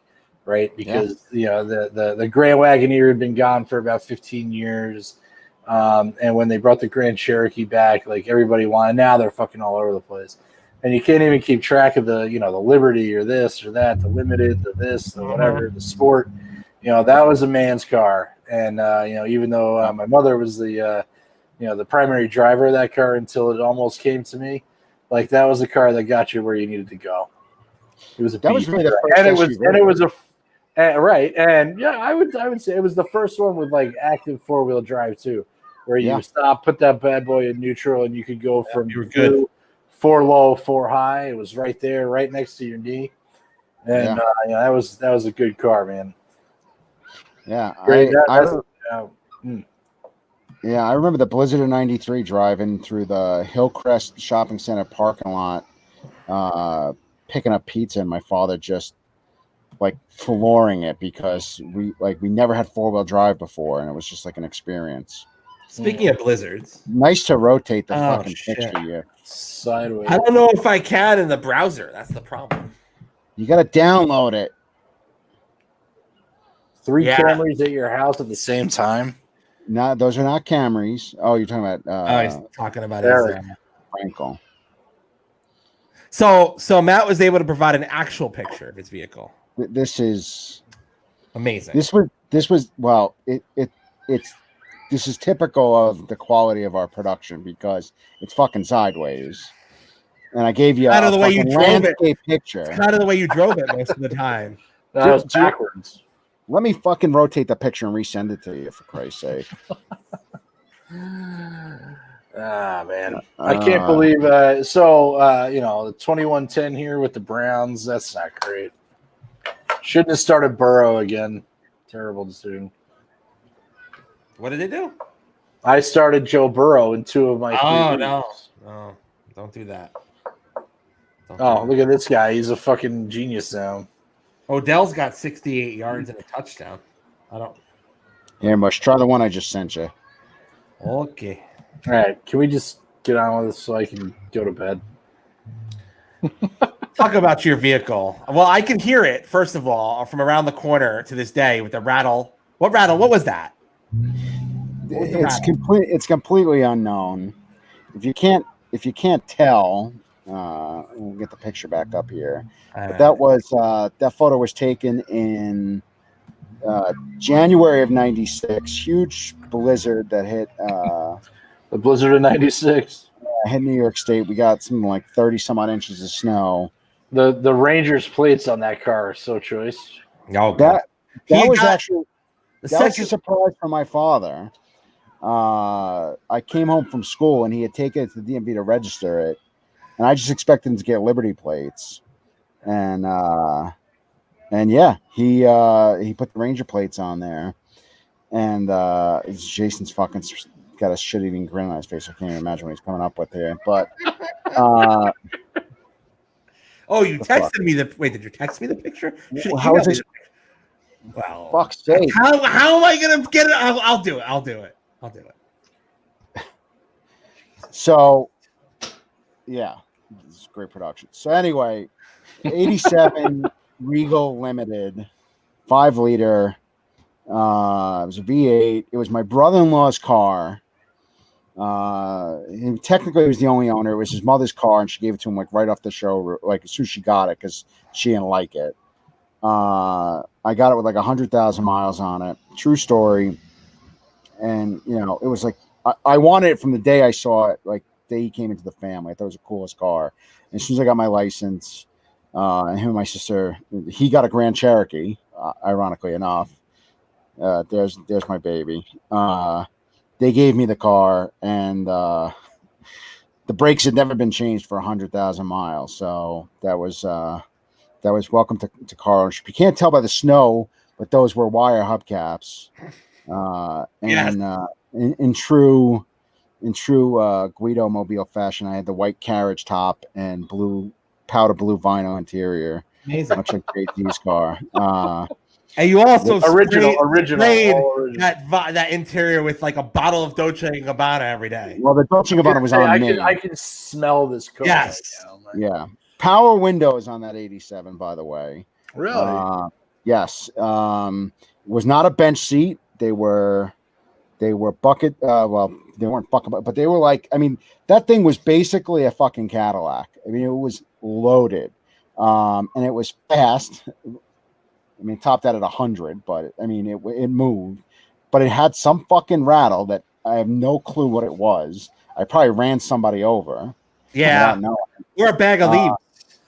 I did. I used to run over Jason's uncle's leaves every time he'd blow them. We won't. Yeah, I used to just run through those. But if you'll notice, one feature on this car, no passenger side mirror.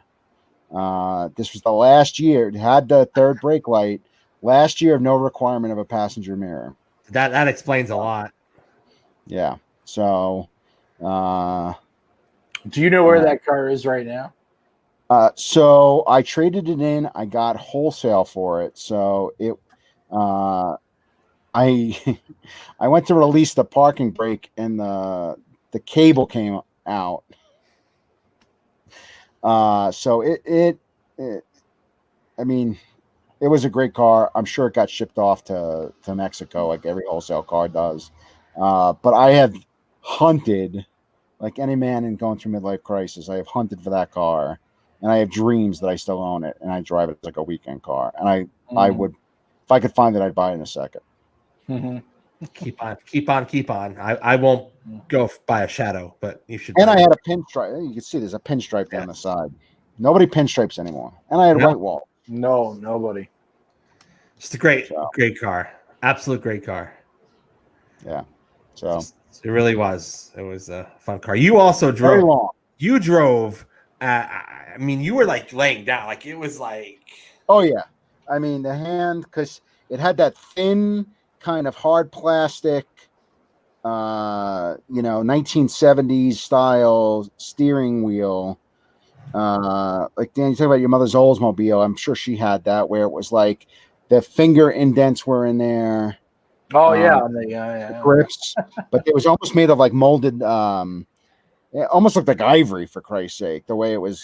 But you could turn it with your finger, so I would just kind of hang back, and I'd hold one hand on the gear shift.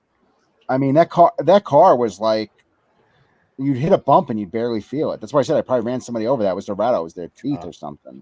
It was amazing. Yeah. Amazing. So good times. And a hood ornament. Look at that. Let us know if you have a lead on it. No. I need to keep track. Yeah. Mrs. Soriano, I'm sure, will be thrilled if I find it. Listen, can only have one midlife crisis. Yeah. You know? That is true. So a week ahead, what are you guys planning on doing? Sounds exciting. I'm gonna mow my lawn and watch football this weekend. Yeah, maybe squeezing around at golf. Maybe hit some Home Depot, a little Bed Bath & Beyond, little outdoor fire. Time. Last week of the baseball season. Yeah. Wow. Talk about that. We'll do Chili's. There you go. Love Chili's. So we'll do you want to question with Thursday football, do you want to keep this Thursdays or do you want to switch? I think it depends on the matchup. I think if it's relevant to our 15 listeners, then Tom's right there. The US Open's this weekend in Marinette. Yep. We want Americans to win because Americans always win. So, and we're heading into championship season here. Also, if you're looking for a weekend saver bet, there's some golfers out there that are top 3, top 5, kind of the same way they structure NASCAR with the online betting. Mm-hmm. You could work your way around there. I mean, Justin Thomas probably not going to be a big payout if he ends up winning this weekend, but someone like Xander Schauffele or Tony Finau. Play some bets on them earlier this year. Those are those could get some value for you for the weekend. Yeah, you got the Open this weekend right there. It's a shame. It's the first time the U.S. Open hasn't been played on Father's Day weekend in my lifetime. It's right in our backyard. 2 years from now, it'll be in my backyard here at the Country Club in Brookline. We'll see what happens if 2 years from now we get some fans. Maybe we should go to that golf tournament. There's football, there's baseball, there's racing, there's playoff racing, right? There's hockey, there's everything. And then, it's getting cooler up here. You get the football feel. So now that the Big Ten is coming back in a couple weeks, it'll be full bore going into late October. Yeah. So lot going on. We'll see what we have for you next week. I am not sports wagering this weekend, so you don't have to worry about that. Oh no, never say never. Never say never. By the way, Belmont coming back this weekend in advance of the Preakness at the beginning of October. So get your daily racing forms out. The New York Racing Association is back. But doesn't end. I think to your question, like I said, I think depending on the matchups on Thursdays, we should just play it by ear. I don't think no more 2-hour shows, but wow, this is a marathon.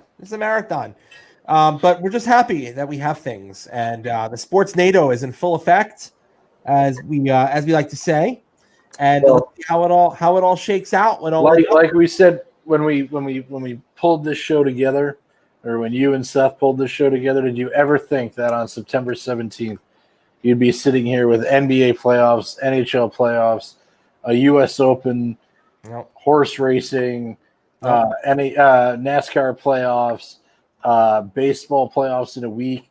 I mean, that's something we could also. I think next week we got to go into the MLB playoffs a little bit more, because the Yankees, the way their schedule worked out, that they're packing essentially to go to Boston tomorrow after they finish off the sweep of the Buffalo Blue Jays.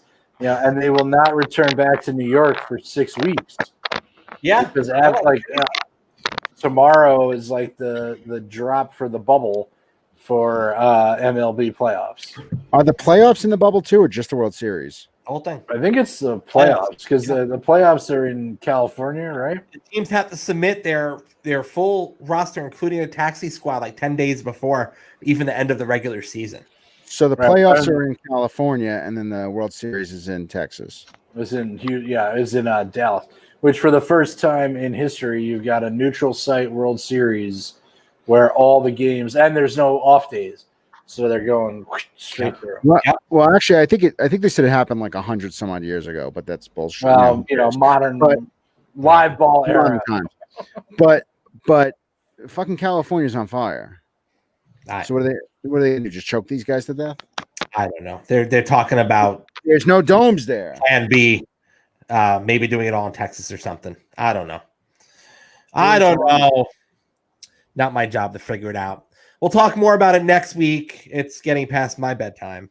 I don't know about yours. Happy New Year again. Thank you very much. Shabbat Shalom. Shabbat Shalom.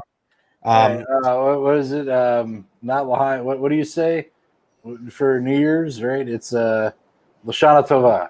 Thank you. That was very well done. Very well done. May we all sit many happy shivas together. Bless you, my children. We'll see you next. Good things. That is our cue. We'll see you next week on the Grand Central Sports